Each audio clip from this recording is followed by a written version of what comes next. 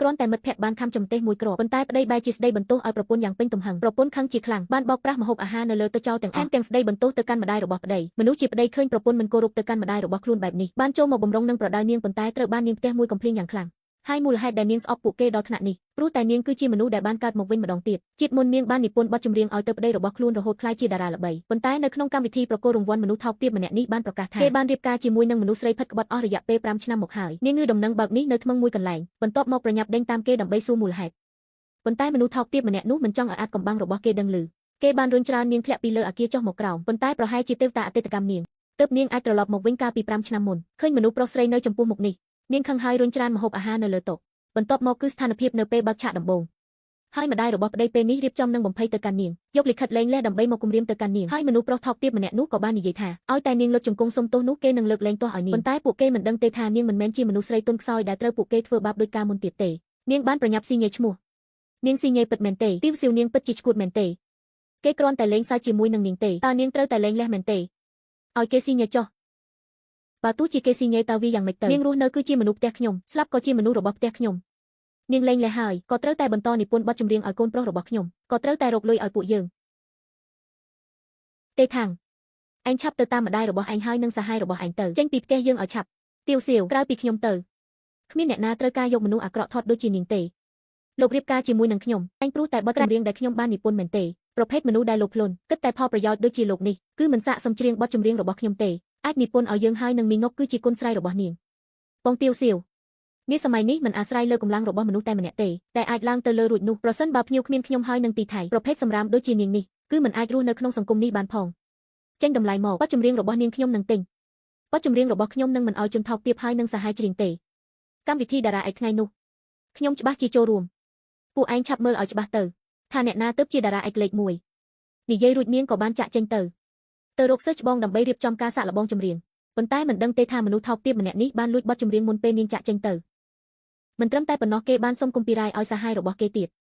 ហើយនារីនៅខាងនេះវិញដើម្បីសងសឹកពួកគេនាងសុកចិត្តលះបង់ក្នុងមួយថ្ងៃសុកចិត្តញ៉ាំទឹកតែបន្តិចនិងវឹកហាត់24ម៉ោងក្នុងមួយថ្ងៃយូរប៉ុន្មានថ្ងៃប្រឡងក៏បានមកដល់ហើយមនុស្សដែលឡើងលើឆាកដំបូងគេនោះគឺជាសាហាយរបស់បុរសម្នាក់នោះខ្ញុំគ្មានឈ្មោះថាតូមីងគឺអ្នកប្រឡងនៅក្នុងកម្មវិធីថ្ងៃនេះបទចម្រៀងដែលខ្ញុំយកមកប្រកួតនៅថ្ងៃនេះមានឈ្មោះថាសង្ឃឹមថាអ្នកនឹងត្រូវបានពិភពលោកមួយនេះស្រឡាញ់អ្នកមីងងុកល្អណាស់កាលមុនខ្ញុំបានស្ដាប់បទចម្រៀងរបស់នាងគឺជាមនុស្សដែលមានសមត្ថភាពសូមអញ្ជើញចាប់ផ្ដើមការសម្ដែងរបស់អ្នកនាងពិតជាពូកែបញ្ចូលអារម្មណ៍ពិតមែនខ្ញុំមានអារម្មណ៍ថានារីម្នាក់នេះគឺជាអ្នកទទួលពានហើយ idol ខ្ញុំស្រឡាញ់អ្នក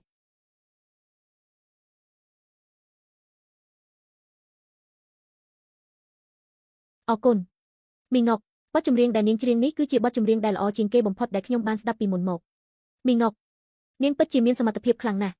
បញ្ចូលមនោសញ្ចេតនាចំណែកបទចម្រៀងវិញមានខ្លឹមសារល្អអ្នកស្ដាប់ហើយមានអារម្មណ៍ថាក្តុកក្តួលបទចម្រៀងមួយនេះគឺអ្នកណាជាអ្នកនិពន្ធទៅច្បាប់ចម្រៀងនេះគឺខ្ញុំបាននិពន្ធដោយផ្ទាល់ដៃរបស់ខ្ញុំមិត្តភក្តិរបស់ខ្ញុំខូចចិត្តដើម្បីលើកទឹកចិត្តដល់នាងខ្ញុំបានខិតខំស្វែងរកនៅគំនិតបែបបនេបនេះទើបខ្ញុំបាននិពន្ធបទចម្រៀងមួយនេះដើម្បីជូនទៅនាង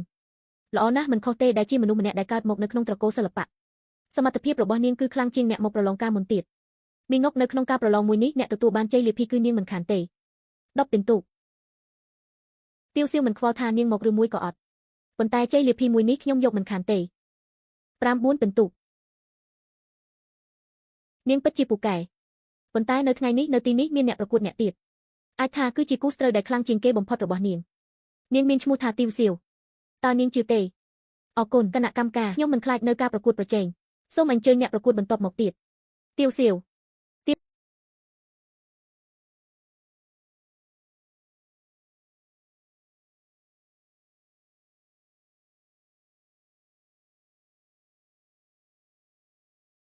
ទេគណៈកម្មការ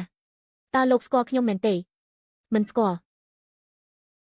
ប៉ុន្តែប្រសិនបើនាងពិតជាទាវសៀវពិតមែនចុះនាងពាក់ស្រោមមុខធ្វើអ្វីនេះច្បាស់ជាคล้ายកម្មវិធីនេះក៏មិនបានដាក់ច្បាប់ឲ្យអ្នកប្រកួតមិនត្រូវពាក់មុខមកចូលរួមការប្រកួតទាវសៀវម្នាក់នេះច្បាស់ជាមិនមែនទេនាងនោះថត់ខ្លាំងណាស់ហើយអ្វីនឹងស្អាតបែបនេះបានទៅពាក់ស្រោមមុខអាចទេគឺមុខមាត់អាក្រក់ដល់ថ្នាក់មិនអាចទទួលយកបានប៉ុន្តែរាងកាយគួរឲ្យចាប់អារម្មណ៍ ច្បាស់ជាមិនអាក្រក់ដល់ថ្នាក់ខ្លាចបង្ហាញមុខទេទាវសៀវបើទោះជានាងចំណាយកម្លាំងក្នុងការសម្រកគីឡូតើវាយ៉ាងម៉េចទៅនៅតែជាមនុស្សអាក្រក់ដែលមិនហ៊ានបង្ហាញមុខមន់ព្រៃនៅតែជាមន់ព្រៃមិនអាចហោះឡើងខ្ពស់ខ្លាចជាហង្សបានទេប្រសិនបើបានឡើងលើវេទិកាហើយបែបនេះនោះកម្មវិធីប្រហែលជាបង្ហាញថាអ្នកមកប្រកួតគេមកទីនេះដើម្បីច្រៀងមិនមែនមកដើម្បីជ្រើសរើសមនុស្សស្អាតទេបែបនេះកុំធ្វើឲ្យខាតបង់ពេលវេលាទៀតអីអ្នកមកប្រកួតឆាប់បង្ហាញពីខ្លួនឯងទៅសួស្ដីអ្នកទាំងអស់គ្នាខ្ញុំមានឈ្មោះថាទាវសៀវគឺជាបទចម្រៀងទី1ដែលខ្ញុំបានច្នៃវាដោយខ្លួនឯងនិពន្ធខ្លួនឯងក្មេងសម័យនេះបច្ចុប្បន្នពិតជាអួតអាងក្អេងក្អាងនិយាយមកអាងអីច្រៀងបទចម្រៀងខ្លួនឯងតើនាងដែលរៀនពីតន្ត្រីទេនៅក្មេងសោះបែរចង់ច្រៀងបទចម្រៀងរបស់ខ្លួននាងខ្មុំតែមើលងាយវេទិកាមួយនេះលោកងាវទាវសៀវគឺជាមនុស្សដែលខ្ញុំបានវឹកហាត់មកផ្អែកលើសមត្ថភាពនិងកម្លាំងរបស់នាង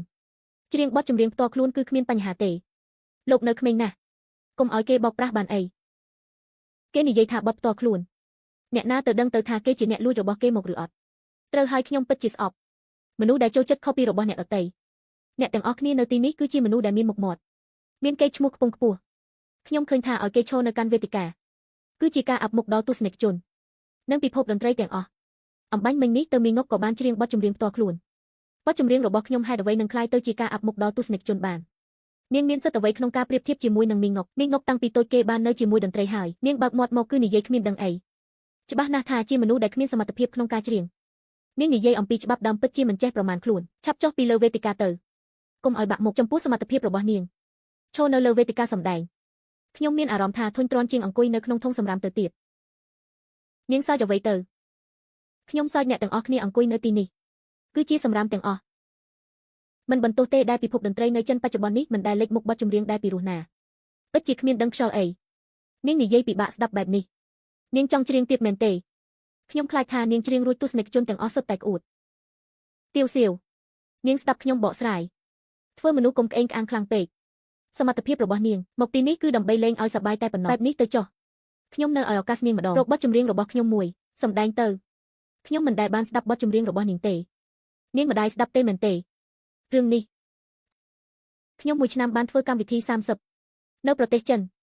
មនុស្សចាស់ក្រោមអាយុ80ឆ្នាំក្មេងអាយុក្រោម5ឆ្នាំអ្នកណាដែលមិនធ្លាប់ស្ដាប់បទចម្រៀងរបស់ខ្ញុំនោះនាងថែមទាំងពាក់ម៉ាស់ដើម្បីទាក់ទាញចំណាប់អារម្មណ៍កម្មវិធីមួយនេះគឺជាកម្មវិធីលំដាប់ថ្នាក់ពិភពលោកប្រភេទមនុស្សថោកទាបដូចនាងខ្ញុំចង់ចូលរួមជាមួយនឹងគណៈកម្មការផ្សេងទៀតដើម្បីដកសិទ្ធិការប្រកួតរបស់នាងត្រូវឲ្យដកសិទ្ធិក្នុងការប្រកួតរបស់នាងខ្ញុំយល់ព្រមប្រភេទសម្រាមដូចជានាងឈប់សិនអ្នកប្រកួតមិនទាន់បានច្រៀងឲ្យគណៈកម្មការតើត្រូវច្រៀងឲ្យទស្សនិកជននៅខាងក្រោមស្ដាប់ត្រូវបោះបង់ការប្រកួតរបស់ទាវសៀវរួមមួយក៏អត់ចាំឲ្យទស្សនិកជនជាអ្នកដាក់ពិន្ទុទៅបានបែបនេះទុកឲ្យទស្សនិកជននៅទីនេះជាអ្នកជ្រើសរើសប្រសិនបើអ្នកណាចង់ស្ដាប់នាងច្រៀងសូមអញ្ជើញលើកដៃប្រសិនបើមានចំនួនមនុស្សលើសពាក់កណ្ដាលនឹងទុកនាងនៅចំណែកបើគ្មានទុកឲ្យនាងចេញទៅមិនចេះប្រមាណខ្លួនហ៊ានប្រឈមមុខជាមួយនឹងគណៈកម្មការស្ទាវសៀវខ្ញុំមិនជឿថាមានមនុស្សចង់ស្ដាប់នាងច្រៀងទេ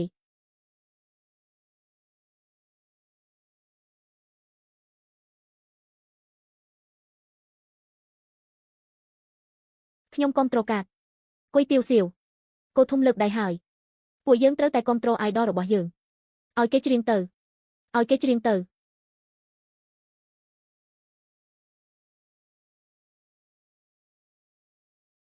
ទុកមនុស្សមិនត្រូវឲ្យមានការប៉ះពាល់ដល់កម្មវិធីប្រសិនបើបែបនេះនាងច្រៀងទៅខ្ញុំចង់មើលថាតើនាងអាចធ្វើអ្វីទៅទាវសៀវនាងពិតជាមានសំណាងប៉ុន្តែបទចម្រៀងដែលពីរោះជាងគេបំផុតរបស់នាងត្រូវបានខ្ញុំប្រគល់វាឲ្យតូមីងមុខហើយ